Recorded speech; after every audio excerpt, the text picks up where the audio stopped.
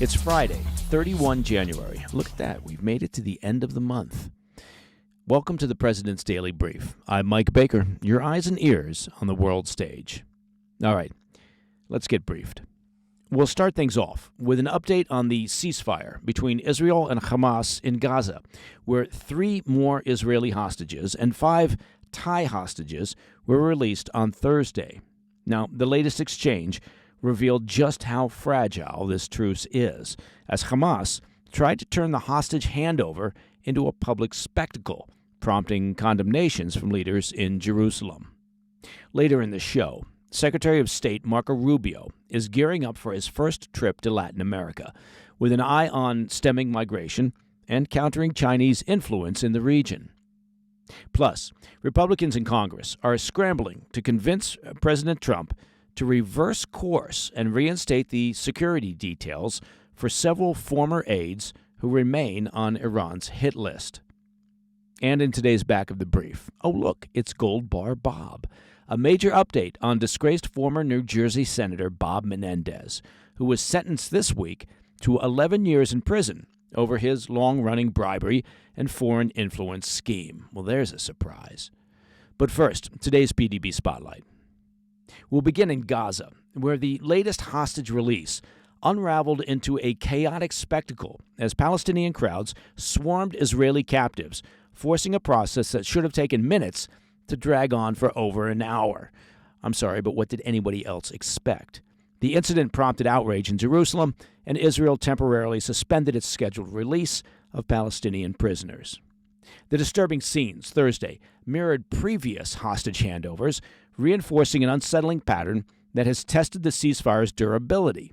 For Hamas, the exchanges serve as a display of their control over Gaza, as limited as it may be at this point, an attempt to project authority, even as Israeli forces systematically dismantle its leadership and military infrastructure.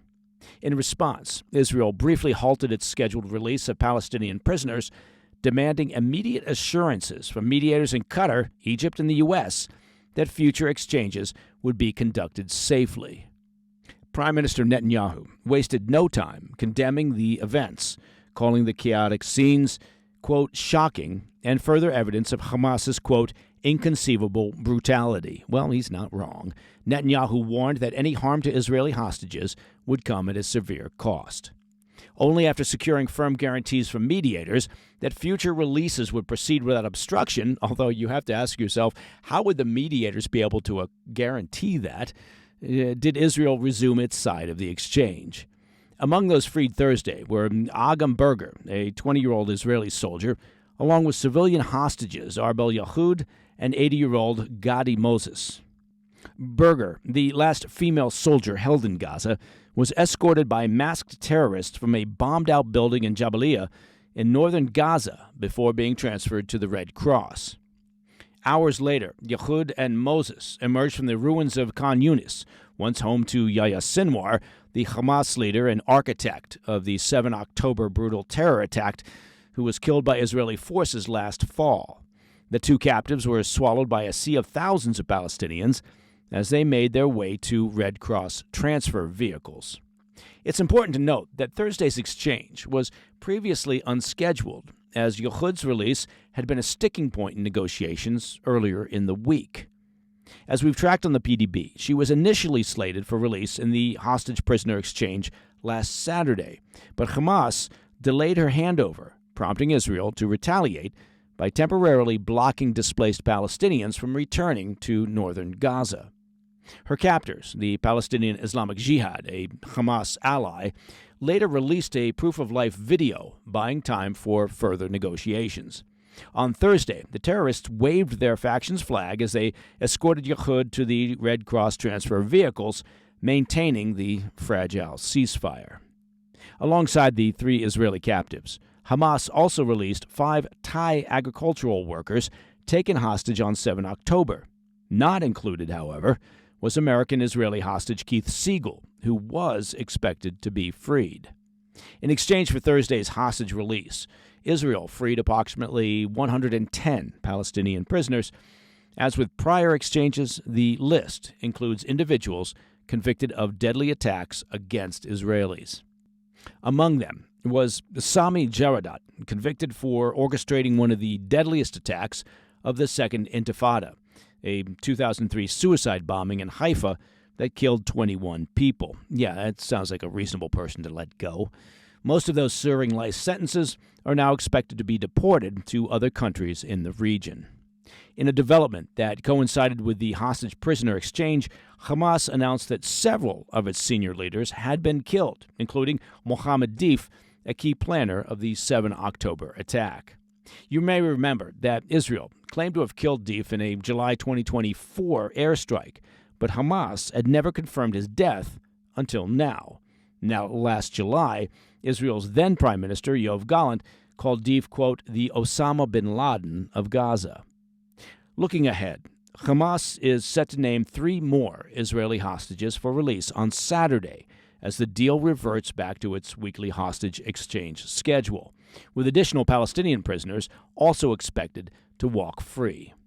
While mediators push for peace to achieve a lasting ceasefire, as if we're going to get lasting ceasefire with Hamas, the disorders surrounding Thursday's hostage exchange underscores the fragile nature of the agreement. Well, that's an understatement, and how easily it could collapse. Sorry for sounding so cynical.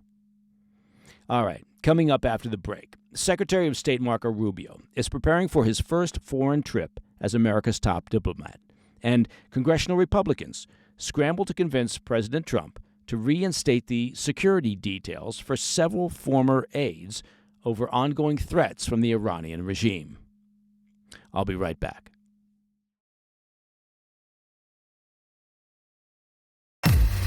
Welcome back to the PDB. Marco Rubio is gearing up for his first foreign trip as Donald Trump's Secretary of State, which will see him bring the president's shock and awe approach to diplomacy in Latin America. Countries across Latin America are already reeling from President Trump's return to the Oval Office, which has come with threats of tariffs and territorial expansion. The president, for example, recently doubled down on his intention to reclaim the Panama Canal and briefly imposed harsh sanctions and tariffs on Colombia after they refused to accept deported migrants, forcing the Colombian government to cave on the issue. The message from the Trump administration has been clear.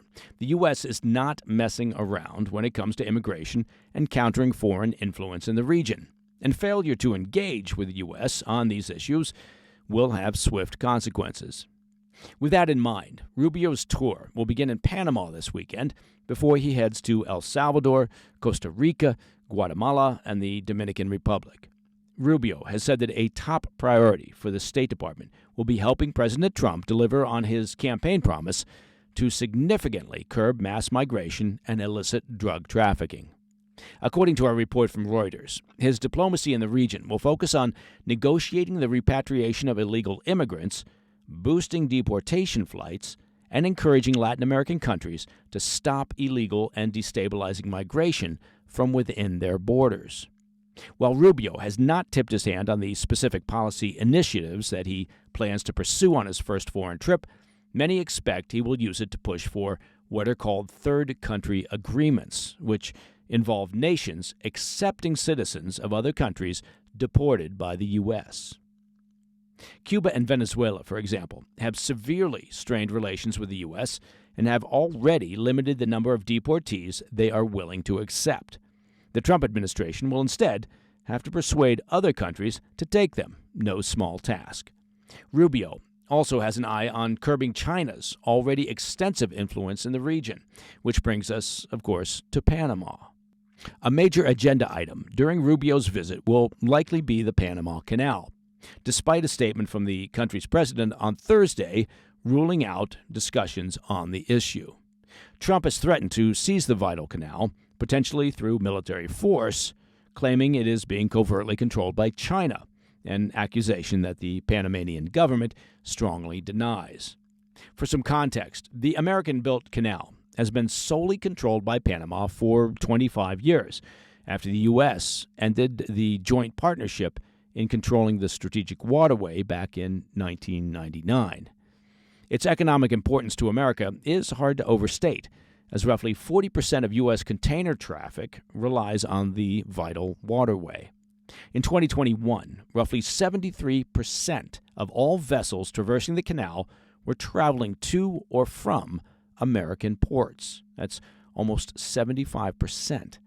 But Trump feels the U.S. gave away the canal to Panama for nothing, and that China has now moved in and essentially captured the strategic trade route. Despite the denials from Panama, China's expanding influence at the canal is a legitimate concern.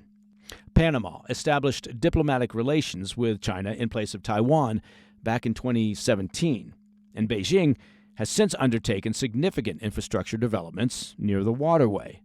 Officials with U.S. Southern Command have expressed concern over China's growing activity in the region, particularly their stake in 2 ports on either side of the canal that could enable it to influence canal operations.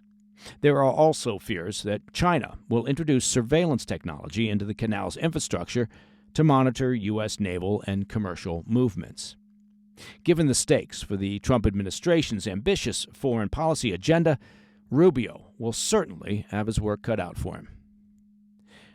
All right, shifting to the U.S., congressional Republicans are reportedly scrambling to convince President Trump to reinstate security details for several former national security aides who remain in the crosshairs of the Iranian regime.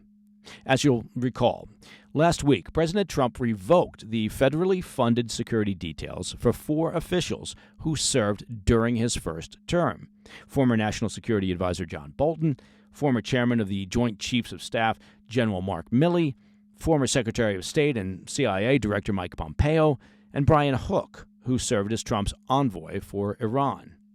Now, all 4 men had involvement in Trump's maximum pressure campaign against Iran during his first stint in the Oval Office, and landed in Iran's sights after the U.S. assassinated Quds Force Commander Qasem Soleimani in a 2020 airstrike in Baghdad. Trump himself was also the subject of a foiled assassination attempt by the Iranian regime over the summer. According to anonymous sources who spoke exclusively with Politico, the issue came up this week during a Senate GOP policy lunch, following briefings that revealed Iran's assassination threats against the men continue unabated. Multiple GOP senators reportedly agreed that Trump's decision was a mistake and would hurt U.S. national security interests in the long term. They're particularly concerned that it could have a chilling effect on current national security officials, potentially spooking them from taking hardline stances against foreign adversaries. The problem, however, is coming up with a way to broach the subject with Trump and change his mind. They fear that if confronted directly, Trump may dig in his heels, particularly since he has long-standing public feuds with both Bolton and Milley. A Senate aide told Politico, quote, "If a Republican gave a press conference right now and came out guns blazing on the president, that's not going to work. Obviously, you have to do this delicately to get it done," end quote. Given Trump's distaste for Milley and Bolton, Republicans will reportedly focus their arguments on Pompeo and Hook, 2 men they say have always been loyal to President Trump. Even that strategy, however, may run into problems. Trump has increasingly distanced himself from Pompeo, at least publicly, and dismissed Hook last week from his position as a trustee of the Smithsonian's Wilson Center for Scholars, a role that Trump appointed him to at the end of his first term. So far, the only senators to publicly call for the reinstatement of personal protective details are Tom Cotton and Lindsey Graham, who appeared on Fox News last weekend to make their case, though they avoided any direct criticism of Trump. When asked about his decision last week, Trump argued that former officials cannot expect to get government-backed security details for the rest of their life. Well, of course, unless you're president. He added, quote, "They all made a lot of money. They can hire their own security, too." Regarding continued threats from Iran, a spokesman for the National Security Council implied that the weakened regime would not dare attack an American while Trump is in office, warning they would face, quote, "devastating consequences." All right. Coming up in the back of the brief, oh, look, it's a story about Gold Bar Bob. It's a major update on disgraced former New Jersey Senator Bob Menendez, who was sentenced this week to 11 years in prison over his long-running bribery and foreign influence scheme. I'll be right back.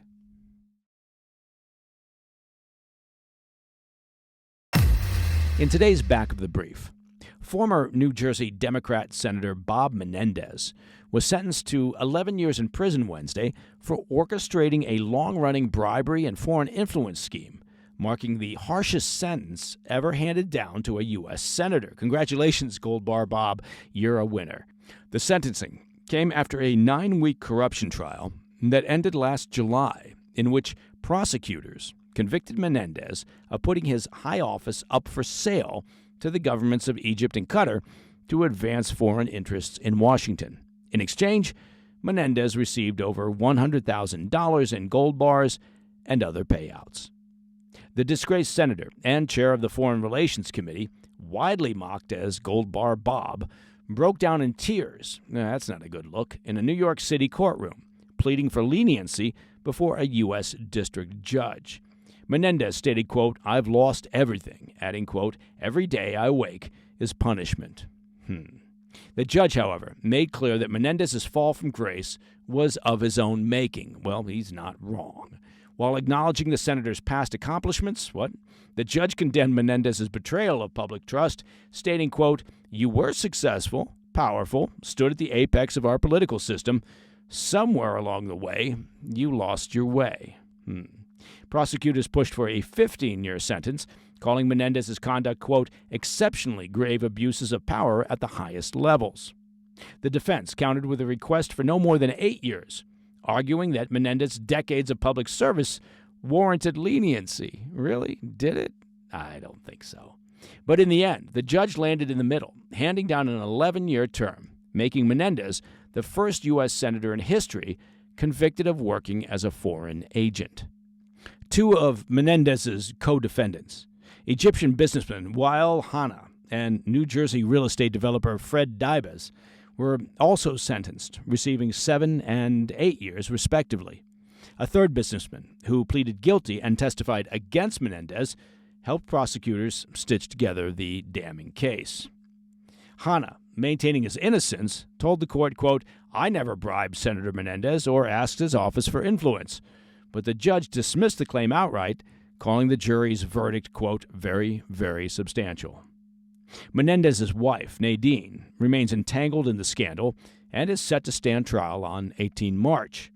She's accused of accepting bribes, including a luxury Mercedes convertible and cashing paychecks from a no-show job, allegedly arranged as part of the scheme. In their sentencing memo, prosecutors excoriated Menendez's actions, writing, quote, "Menendez, who swore an oath to represent the U.S. and the state of New Jersey, instead put his high office up for sale in exchange for this hoard of bribes," end quote. And that, my friends, is the President's Daily Brief for Friday, 31 January. Now, to listen to the show ad-free, well, it's simple. Become a premium member of the President's Daily Brief by visiting pdbpremium.com. I'm Mike Baker, and I'll be back later today with the PDB Afternoon Bulletin. Until then, stay informed, stay safe, stay cool. Hey, thanks for tuning in. If you enjoyed this video, don't forget to hit that like button and leave a comment, a really positive, nice, and kind comment. That would be appreciated. And if you're not already subscribed to our channel, make sure to subscribe and turn on notifications so you don't miss any of our daily updates.